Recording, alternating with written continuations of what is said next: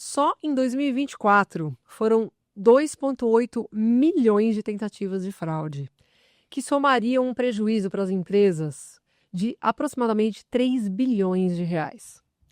Nesse episódio do Clearcast, nós vamos falar um pouquinho sobre o cenário atual das fraudes e como que a gente pode fazer para combatê-lo. Prevenção de risco, inovação, tecnologia e tudo que há de importante para mover o ecossistema digital. Fique ligado porque está começando o Clearcast, o podcast da ClearSale.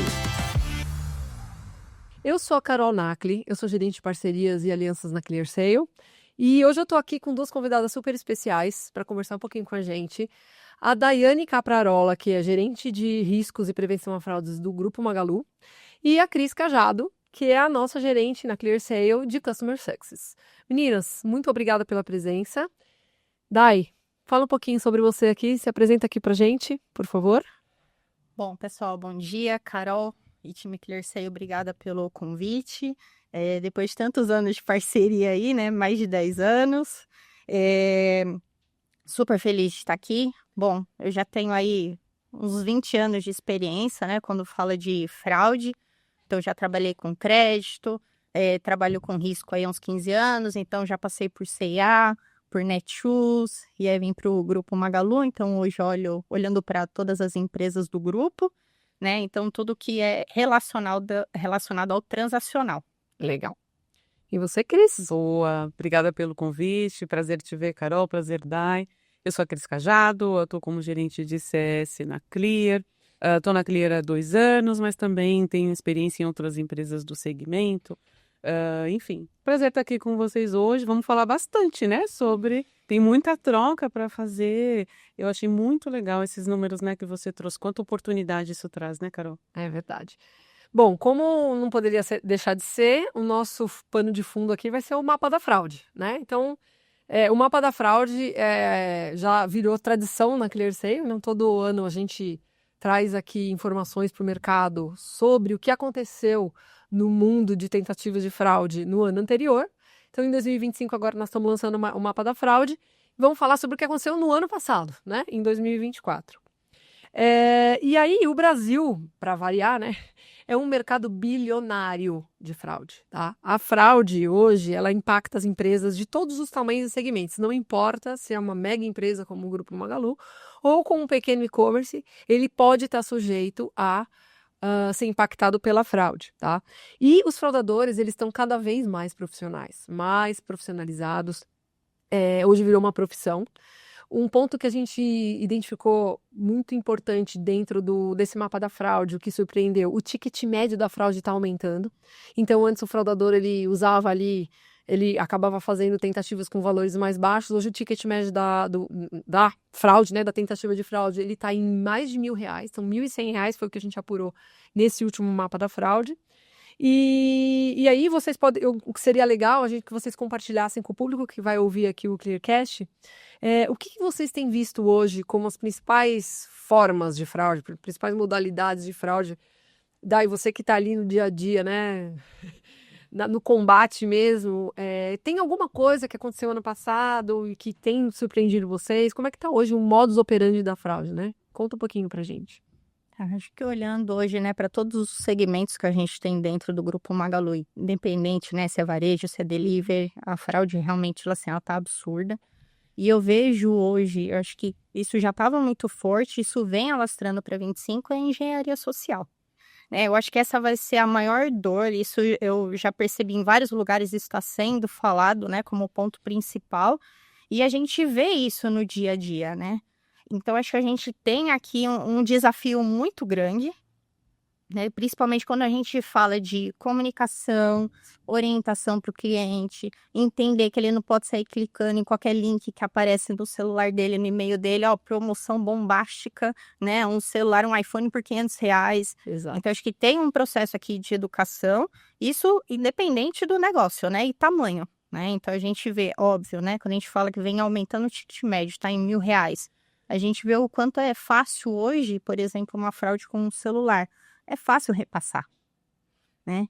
E querendo ou não, com a engenharia, infelizmente os fraudadores ainda estão à nossa frente. A gente tem aí a inteligência artificial, então a gente tem alguns desafios que eu vejo que começou a ampliar em 24 e para 25 isso vai ser muito maior. Então a gente tem um desafio grande aí para esse ano.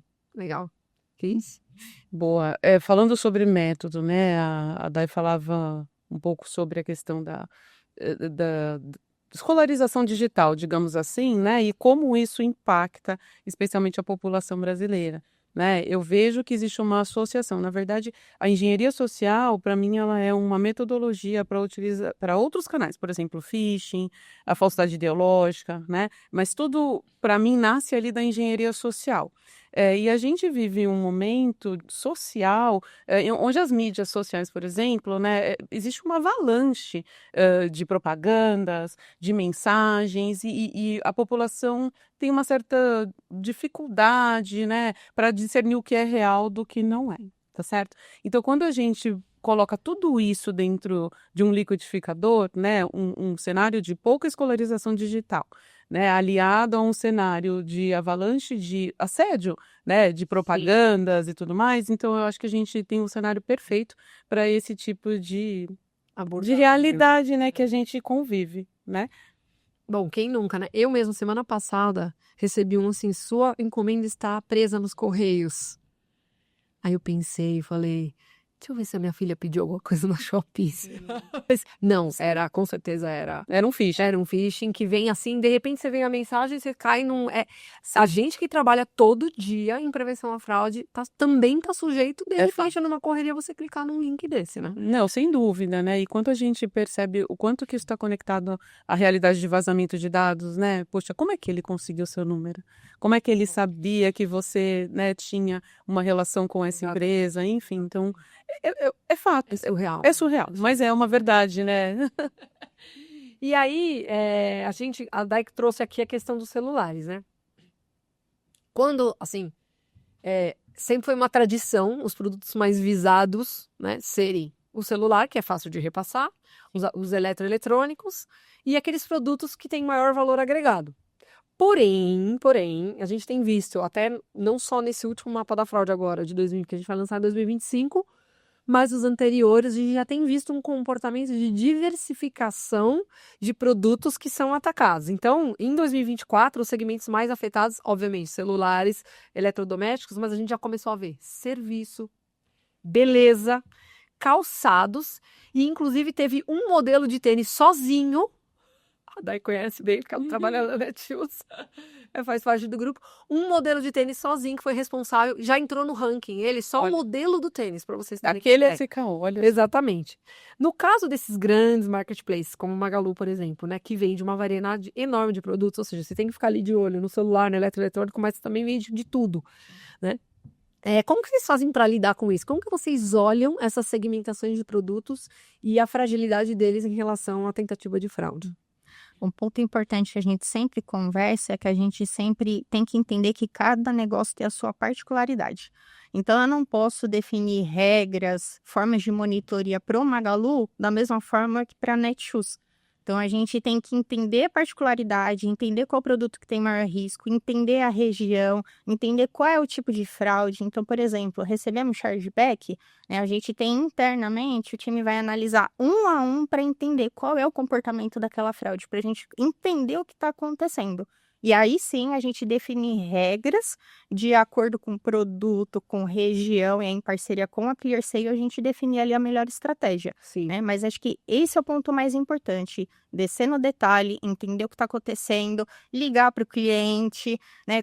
Trocar com ele, entender se de alguma forma também ele compartilhou os dados dele. Então assim, entender realmente no detalhe para depois sentar e definir a melhor estratégia. E aí, reforço de acordo com a particularidade ali de cada negócio. Exato. Eu lembro de casos de ataques de fraldas, leite, né? Não é só o que a gente vê aqui dos principais.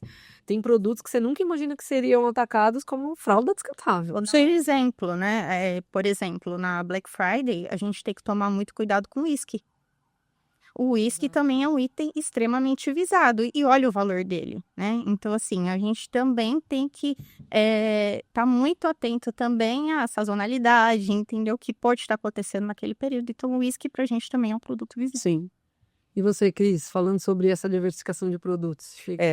A frente que hoje, né, eu participo, que é o nosso long tail, né, e canais indiretos, a gente percebe, é muito natural essa diversidade de SKUs, né? E o que a gente tem feito? A gente tem analisado e retroalimentado as nossas esteiras de maneira a conseguir uma customização com alta escalabilidade, né? Então, a Dai compartilhou conosco o cenário de whisky, por exemplo, a gente já teve situações envolvendo energético, imagina, um artigo que a princípio não, energético, tá? No final do dia, se o produto tem liquidez imediata, né, o fraudador vai assediar. Ele vai buscar aquele produto e vai colocar no mercado.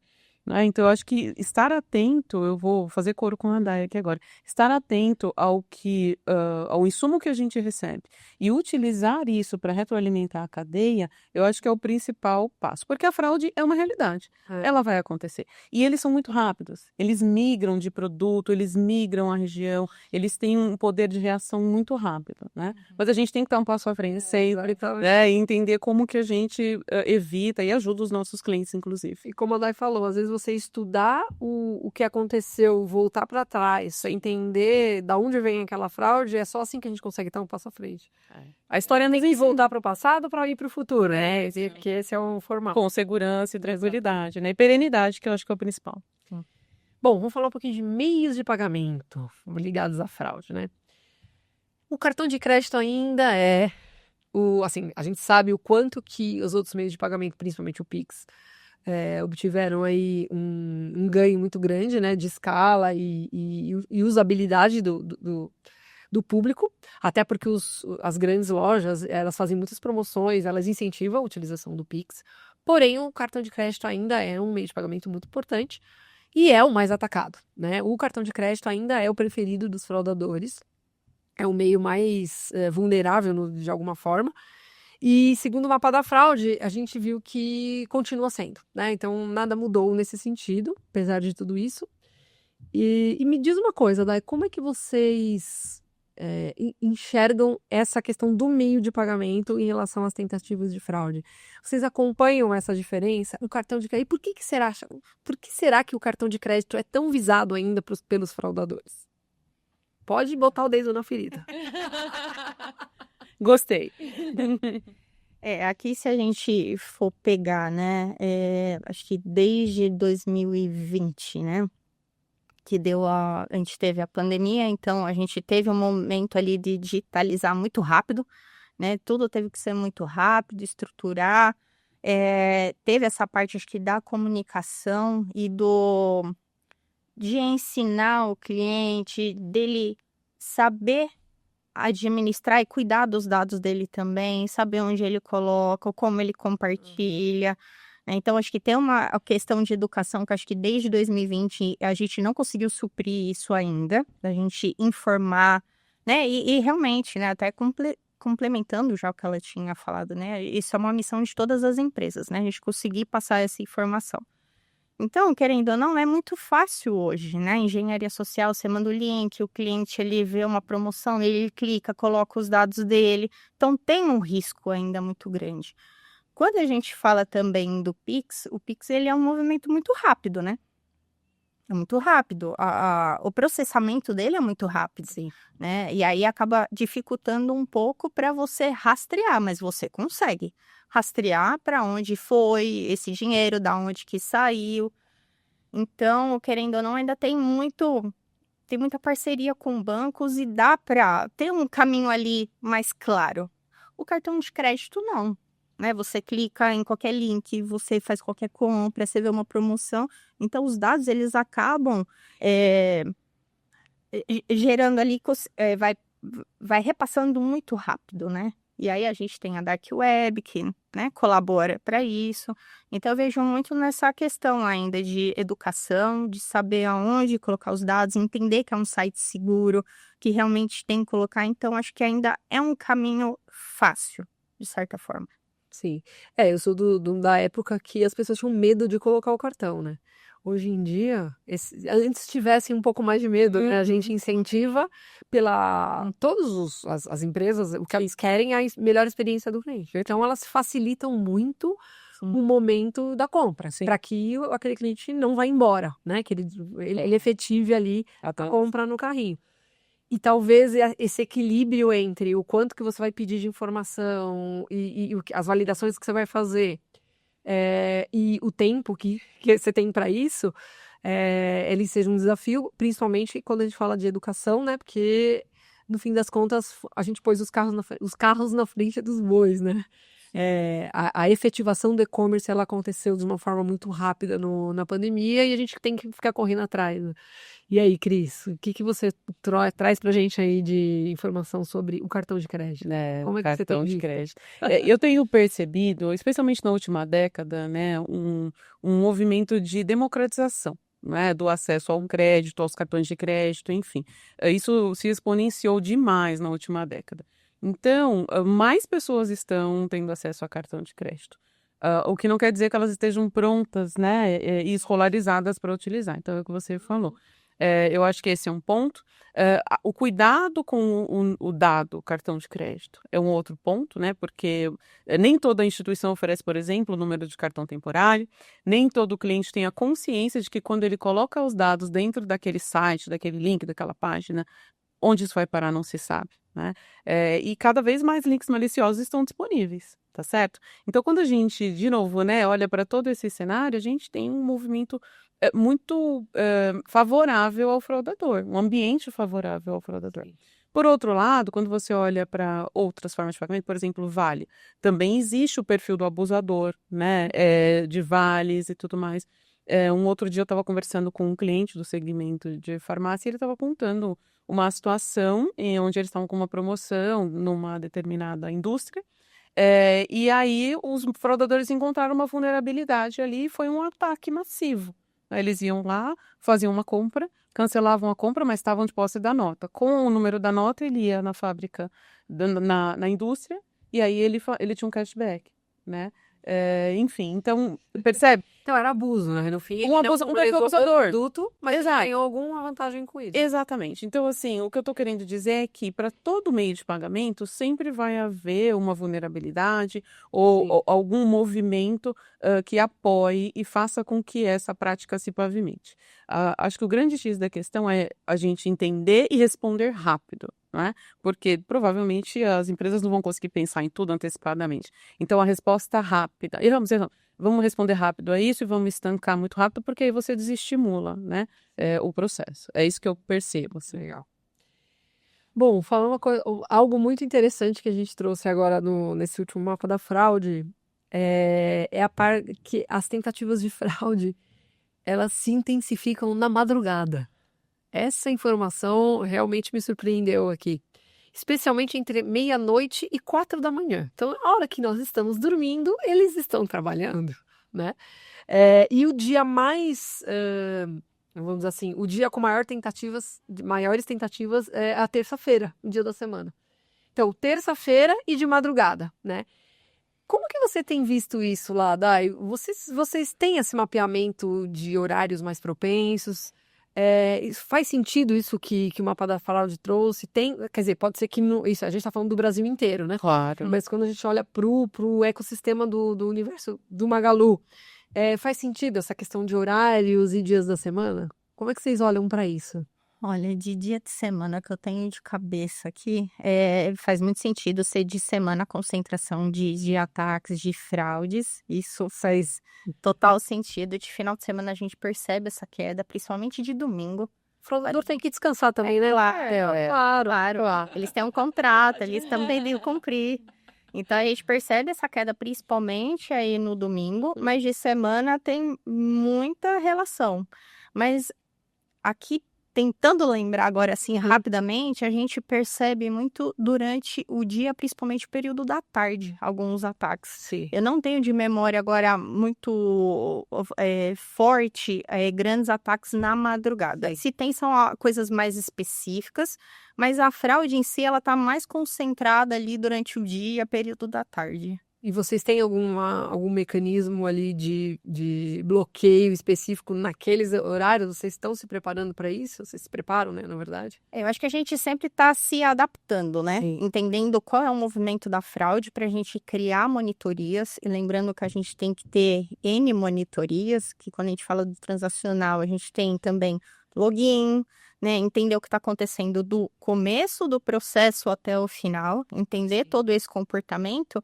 E se a gente falar que hoje, eu só tenho esse tipo de monitoria, não dá. A gente tem que ir adaptando, ajustando, entendendo o que está acontecendo para a gente ir criando outras, né? Então, a gente tem login, a gente tem ali a camada da autorização. Então, a gente tem várias camadas que a gente consegue criar monitorias para entender o que está acontecendo, né? E aí, conforme o que vai acontecendo, a gente vai descendo no detalhe e vai entendendo. Se hoje é terça, amanhã pode ser quarta, depois pode ser... É isso. É o que eu ia dizer, né? Eu acho que esse movimento, ele depende muito do segmento, né? Do setor, quando a gente olha, por exemplo, as tickets. Sempre tem um show novo e sempre tem uma corrida nova em busca do ingresso, não é verdade? Então, eu acho que a principal informação é a gente tem que estar atento a qualquer movimento, tem que estar sempre pronto, né? E com as nossas ferramentas a postos para o momento em que o fraudador eventualmente vier, né? Eu vejo dessa forma. Legal. Falar de um outro ponto legal aqui que a gente... interessante, que a gente observa. Quando a gente olha o Brasil, né? O Brasil é gigantesco, um país gigantesco. A maior região com mais tentativas de fraude em números absolutos, obviamente, é a região sudeste, porque a concentração da população está na região sudeste. Perfeito. Porém, quando a gente vai olhar proporcionalmente, as regiões norte e nordeste são as regiões que sofrem maior ataque proporcionalmente, ou seja, 1,7% das tentativas de fraude ali, que você falou 1,7% parece que é pouco, né? Mas imagina que a gente tem ali 2% de tentativas de fraude ao todo. A região Nordeste e Norte tem 1,7% de tentativas de fraude, comparado com o restante. Então, proporcionalmente, a gente está falando de regiões muito atacadas. Na sua visão, Dai, por que isso pode acontecer em Norte e Nordeste? Por que a concentração maior proporcional está no Norte e Nordeste e não no Sudeste? Quais são as características que levam o fraudador a preferir a tentativa de fraude no Nordeste e no Norte? Olha, aqui você está trazendo o mapa da fraude Brasil. Sim. Só que quando eu olho para o meu dia a dia, não é o Norte e o Nordeste que vem na Maria Odessa.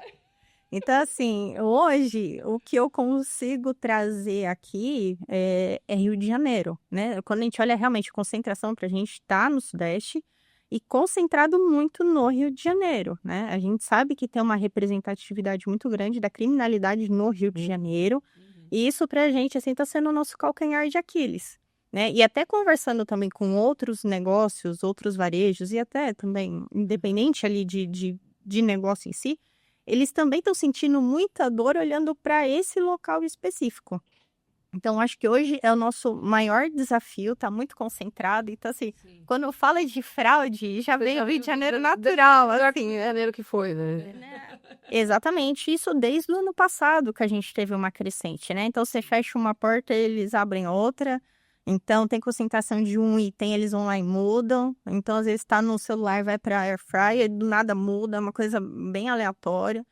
Então, é algo que está tirando ali, vamos dizer assim, o nosso... A gente não está numa zona de conforto, a gente está incomodado e a gente está trocando bastante. Sim. E principalmente não interno, só com a Clear, mas também com outras empresas para entender o que eles também estão vendo para a gente tentar entender realmente.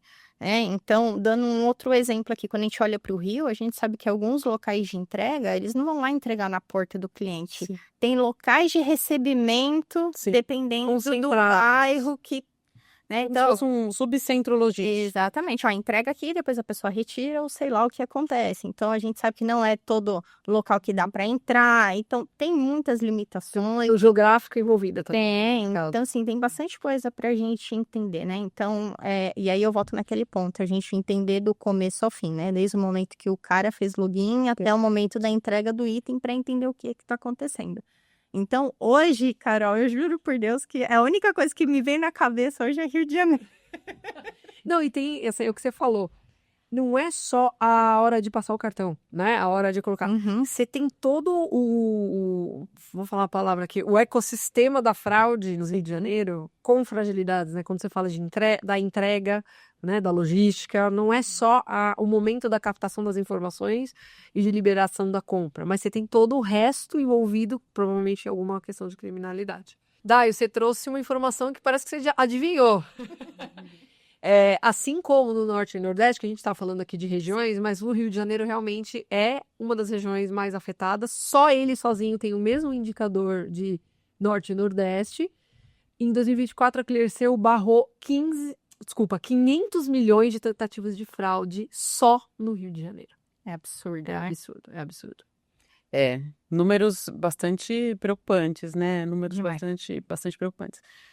Bom, como a Clear tem o maior data lake, né? A gente acaba enxergando no topo da árvore mais alta da floresta, enfim, eu acho que é natural que a gente perceba isso. Mas eu concordo que a depender do produto e a depender da região, isso pode realmente flutuar bastante. Você contando essa história me lembrou de um cliente que um dia a gente conversava e ele estava com uma situação numa região de fronteira, na fronteira do Brasil com o Paraguai. Segmento calçadista, assim, né? A princípio, um segmento. Uhum. Não é o primeiro, não é o campeão, não vai aparecer no top 3. Mas o cliente estava com uma situação numa região de fronteira de país, né? E ali ele precisava colocar um pouco mais de atenção. Eu acho que a gente volta para o lugar de estar atento a todo o processo, a toda a cadeia, né? Porque o onboarding do cliente a gente já pode ter questões ali, Exato. né? Imagina, uma Magalu, em marketplace, todo dia, a todo instante, tem gente criando cadastro, né? Depois disso, a gente aprovou com tranquilidade ou não. Depois disso, tem todo o processo logístico, né? Onde que esse produto vai parar, como, né? E aguardar para que essa venda seja uma venda perene, uma venda saudável, enfim. Então, eu acho que a região, ela ajuda, né, a ter um norte de qual é o caminho para o qual os fraudadores estão indo. Mas eu acho que não é só isso. E tem uma outra questão que eu acredito, que é imaginando o Brasil como o nosso mundinho, né, como o nosso mundo, a gente tem uma certa globalização, né, então a gente percebe uma atuação das quadrilhas em várias regiões, então eles migram com absoluta facilidade. Até porque eles estão dentro de casa no computador. Né? Fato. Sim. Exato. A vantagem da fraude online você não precisa sair de casa. Então, o trabalho do fraudador, além de ser bem remunerado, ele ainda home. Ele ainda trabalha de casa, né? Sim, é isso. É impressionante.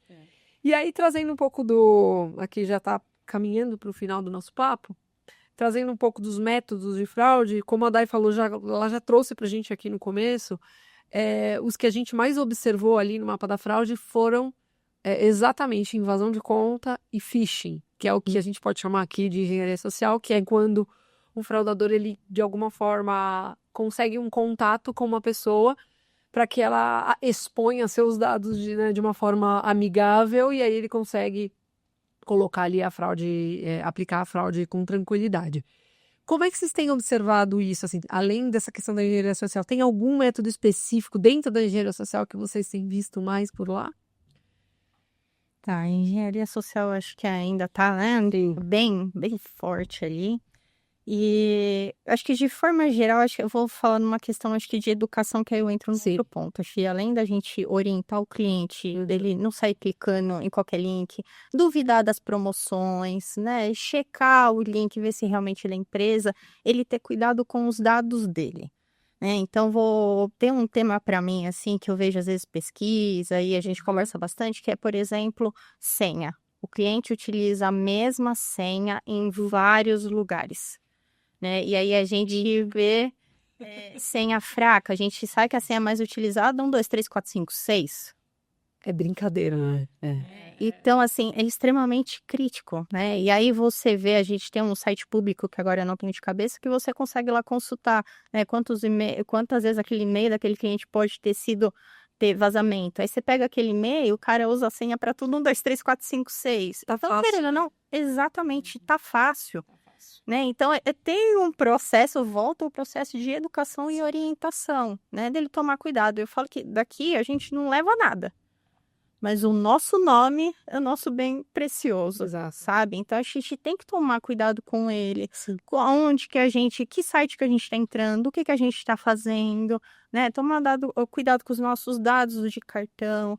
Tem coisa que às vezes eu tô na dúvida, eu vou lá, fecho no Pix e falo, vou dar uma checada, né? Então, realmente assim, e a gente, até familiares, a gente orienta, recebeu SMS, recebeu ligação, Calma. calma, sem emoção, não dá pra agir na emoção, né? Pensar, pesquisar. Então, eu vejo esses 2 pontos, então, engenharia social e o cuidado com os dados, com a senha, entender, né, que, putz, 1, 2, 3, 4, 5, 6, não dá para utilizar, né? Então, acho que, para mim, é isso. Tem alguns mecanismos hoje que já inibem, né, a pessoa colocar números consecutivos e tal, mas não são todos ainda sistemas de login que estão preparados para esse tipo para barrar esse tipo de senha fácil, né, senha Até frágil. porque todas as empresas, elas trabalham querem trazer para o cliente a melhor experiência. Então, assim, também não quer travar, né, o cliente na entrada. Então, tem todo um trabalho nosso, né, de risco, prevenção, para trabalhar por trás, né, para a gente conseguir também proteger esses clientes. Mas, Ainda assim é difícil. ainda assim, é difícil, exatamente. É uma linha muito tênue, né, para que você consiga manter a saúde do negócio e a experiência do cliente, né? Precisa ser fluido, mas não tanto que facilite o acesso do fraudador, né? Bom, a respeito desse ponto, Carol, eu entendo que a engenharia social, de fato, ela é a mãe, né, de todas as outras, os outros métodos de fraude, enfim. Para mim, a gente vem sofrendo, não sei se sofrendo é a palavra, mas vivenciando um efeito colateral das novas formas de você transacionar, né? Então, vamos falar, 10, 15 anos atrás, né? Se você quisesse fazer uma compra no e-commerce, você tinha que abrir um site no desktop e tal, né? Acho que Por aí. eu vi no TikTok, não que eu seja dessa época. Eu vi no TikTok. Mas hoje não. Você consegue fazer compra pelo Instagram, você consegue fazer compra pelo TikTok, você tem os links de pagamento por aí, né? Qualquer um pode te enviar um link de pagamento e você, de repente, faz um pagamento, o seu dado está ali. Então, eu acho que a gente tem um cenário onde nós estamos órfãos dessa escolarização digital, somado a um fomento de novas formas de comprar e de pagar, né? E isso tudo cria um ambiente muito propício para fraude se proliferar, tá certo? Então, eu acho que é um super desafio, né? E para isso que a gente está aqui, para ajudar os nossos clientes a encontrarem caminhos para a perenidade dos seus negócios dentro desse cenário de tantos desafios que a gente vivencia. Tá cada vez mais, né? Daí trouxe a questão da inteligência artificial. Sim. Até o rosto das pessoas ali, do seu familiar, né? Você pode cair ali numa conversa. E aí, diante disso, a gente vê. A fraude é quando a gente acha que tá tranquilo, ela vem com tudo, porque a tecnologia traz junto a fraude, como você mesma falou. Quanto mais tecnologia tem, mais opções, ou mais opções de pagamento, mais campo para aplicação de fraude vai existir. Então a gente não pode baixar a guarda. Não. Então, pensando aqui já para os finalmente do nosso papo, como você acha agora em 2025, Dai, olhando para agora, daqui para frente, pelo menos esse ano, né, que a gente não sabe, né, como é que vai ser, quais são os pontos que a gente tem que prestar mais atenção? Como que as empresas, dando uma dica aqui para os seus colegas dos e-commerces espalhados pelo Brasil, que estão assistindo a gente, que vão escutar esse podcast, o que a gente tem que prestar mais atenção para 2025? Como que a gente não baixa essa guarda? Tá, eu acho que tem algumas etapas, né? Primeiro é a gente conhecer bem as cadeias internas, né? Todas as etapas que o pedido passa, conhecer todos os produtos, conhecer todas as formas de pagamento, entender todas as monitorias que a gente pode estar fazendo para controlar, entender ali a saúde do negócio e principalmente olhar muito para a contestação, porque a contestação ela ensina a gente, né? Você desce no detalhe, analisa, entende o que está acontecendo, porque isso também traz para a gente qual tipo de fraude que pode estar acontecendo naquele momento. E às vezes a gente não conseguiu pegar no transacional, mas a gente consegue pegar na contestação. E aí vem aquele momento da gente sentar e redirecionar rápido. né? Para a gente conseguir aí sentar com os parceiros, sentar todo mundo que precisar colocar na mesa e falar, ó, precisa mudar isso ou aquilo. Então, é não se assustar, né? O chargeback também, ele nos dá direcionamento do que precisa ser feito. Então, seja mudança no nosso modelo, ajustar algo, ajustar processo, ajustar algum produto para a gente entender. Então, a gente tem que ter o olhar amplo dentro de casa, né? Ter muita clareza do que está acontecendo, muita troca com os parceiros também para a gente... O sistema é gigantesco, né? De pagamento. Exatamente, trocar, e aí eu reforço o ponto de educação. Então, eu vejo esse é o melhor caminho para 25, para a gente conseguir ter clareza do começo ao fim do processo e, além disso, cuidar dos nossos clientes também com questão de orientação e educação. Perfeito. Pô, Cris? Eu queria acrescentar 2 coisas a esses pontos que a Dai sabiamente trouxe, né? Eu acho que as empresas precisam ter uma cultura voltada à segurança da informação. Isso é necessário. A gente percebe muito tranquilamente empresas que têm um olhar para customer success, que quer deixar o processo fluido, que quer acolher o cliente para aumentar a conversão. Excelente. Mas aliar isso à cultura de segurança, eu acho que é o grande desafio. Então, eu diria, assim, para as empresas não subestimem, né? Às vezes, um pedido em chargeback, sabe aquela história do... né? Do iceberg. Exato, é a fontinha do iceberg, eventualmente para um ataque ou até um desequilíbrio, né, nos resultados. Então, ter uma cultura que esteja atenta à segurança da informação, à antifraude, eu acho que é uma questão. E tenha um parceiro, né, sério que te ajude no combate da fraude. Porque muitas vezes o cliente olha para o preço daquela fatura, né? Ah, poxa, esse parceiro me custa tanto. Mas qual que é o ROI, né? Qual que é o retorno desse investimento? O quanto que esse parceiro já me apoiou? O quanto que a gente conseguiu evitar de fraude? Que tipo de insumo eu estou conseguindo trazer para o meu processo? Eu acho que esse é um ponto importante também a se considerar, né? Poxa vida... se você não tiver saúde, né, no processo, não tem negócio. E aí a coisa não para em pé, né? Então, acho que eu daria mais essas 2 sugestões, assim. Uma cultura de segurança e ter um bom parceiro que apoia aí na prevenção, na continuidade do negócio. Perfeito. Bom, pessoal, chegamos ao final de mais um episódio do Clearcast. Eu queria agradecer imensamente a presença de vocês. Tenho certeza que as palavras e os ensinamentos que vocês trouxeram vão ajudar muito aqueles nossos outros ouvintes aqui, que vocês são referências aí no mercado, aprender bastante e estar mais preparado para as estratégias de 2025 quando a gente fala em combate à fraude. Porque é isso, a gente tem que estar sempre um passo à frente da fraude, um passo à frente do fraudador. E eu queria agradecer também você, que escutou até aqui o nosso podcast, nosso bate-papo. Se você gostou do episódio, aproveita para compartilhar e seguir o nosso Clearcast nas principais plataformas. Se tiver qualquer dúvida ou sugestão, é só enviar um e-mail para comunicação, que seria comunicacal, sem o acento e sem o cedilho, @clear.sale. Até a próxima. Obrigada.